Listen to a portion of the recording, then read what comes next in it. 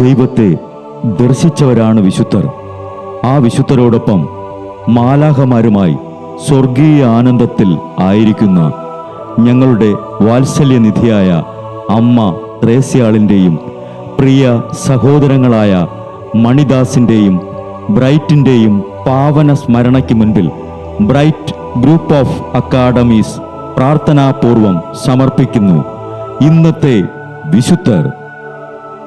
അവതരണം അനിൽ കുഴിഞ്ഞകാല.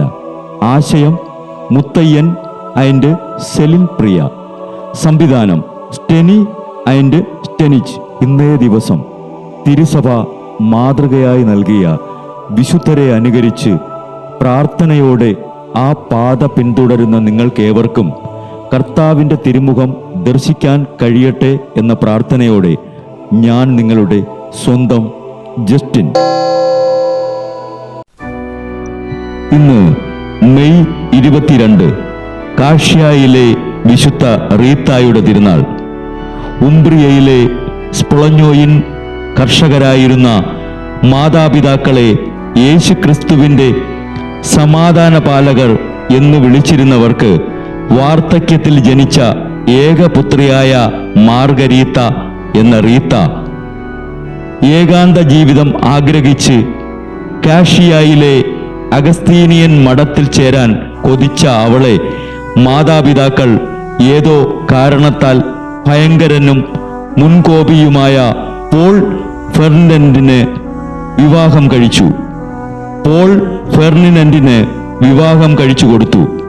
മാതാപിതാക്കളുടെ ഇഷ്ടം ദൈവ തിരുമനസായി സ്വീകരിച്ചു. ഭർത്താവിന് റീത്തയുടെ ഭക്തിയൊന്നും ഇഷ്ടപ്പെട്ടില്ല.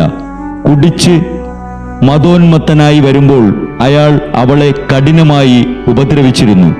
2 ആൺമക്കളുണ്ടായി. അവർ ദിനം പ്രതി അമ്മയോടൊപ്പം ദിവ്യബലിയിൽ പങ്കെടുത്തിരുന്നു. അവളുടെ പ്രാർത്ഥനകളും പ്രായശ്ചിത്തങ്ങളും ദരിദ്ര സന്ദർശനങ്ങളിലും അവസാനം ഭർത്താവ് മാനസാന്തരപ്പെട്ടു. താമസിയാതെ അദ്ദേഹത്തെ ആരോ വനത്തിൽ വെച്ച് കൊന്നു. റീത്ത ഘാതകരോട് ക്ഷമിച്ചു. എന്നാൽ മക്കൾ പ്രതികാരം ചെയ്യണമെന്ന് ദൃഢവ്രതരായിരുന്നു. അവർ ആ കൊലപാതകം നടത്തുന്നതിന് മുമ്പ് മരിച്ചാൽ മതിയെന്ന് റീത്ത പ്രാർത്ഥിച്ചു. ആ വർഷം തന്നെ പിതാവിനെ കൊന്ന ഘാതകരോട് ക്ഷമിച്ചുകൊണ്ട് മക്കൾ മരിച്ചു. മഠത്തിൽ ചേരണമെന്ന അവളുടെ ആഗ്രഹപ്രകാരം 1417 ഒരു രാത്രി വിശുദ്ധ അഗസ്റ്റിനും വിശുദ്ധ സ്നാപക യോഹന്നാനും ടൊളോന്തീനോയിലെ വിശുദ്ധ നിക്കോളസും വന്ന് റീത്തയെ കൂട്ടിക്കൊണ്ടുപോയി.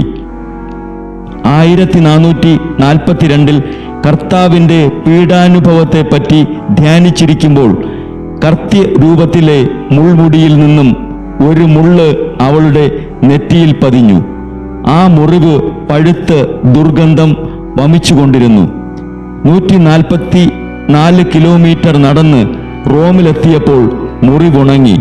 വിശുദ്ധ കാതറിൻ, വിശുദ്ധ ജോൺ കാപ്പിസ്ഥാൻ എന്നീ വിശുദ്ധരുടെ നാമകരണ ചടങ്ങിൽ പങ്കെടുത്തുകൊണ്ട് 7-ാം വർഷം റീത്ത മരിച്ചു. 1900 മെയ് 24 ലയോ 13 മാർപ്പാപ്പ വിശുദ്ധയായി പ്രഖ്യാപിച്ചു. അസാധ്യ കാര്യങ്ങളുടെ മധ്യസ്ഥയായ വിശുദ്ധ റീത്തെ, ആവശ്യ സമയങ്ങളിൽ ഞങ്ങളെ സഹായിക്കണമേ.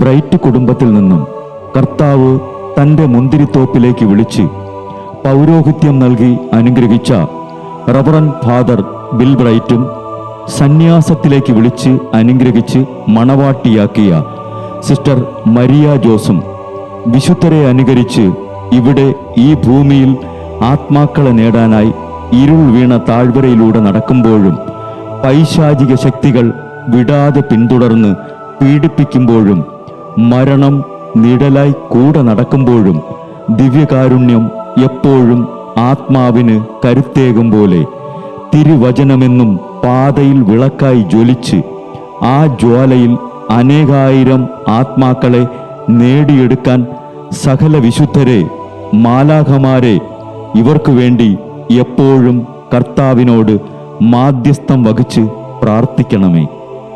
അനുദിന വിശുദ്ധർ നടന്ന വഴിയെ നടക്കുന്ന ഇവർ ഇവർക്ക് പിന്നാലെ കൽപ്പനകൾ പാലിച്ച് കരുത്തോടെ നടക്കുന്ന ഞങ്ങളും ഞങ്ങളുടെ പ്രിയപ്പെട്ടവർക്ക് അരികിലെത്തി നിത്യസൗഭാഗ്യം പങ്കിടാൻ അനുഗ്രഹമരുളണമെന്ന് കർത്താവെ, അങ്ങയോട് ഞങ്ങൾ പ്രാർത്ഥിക്കുന്നു.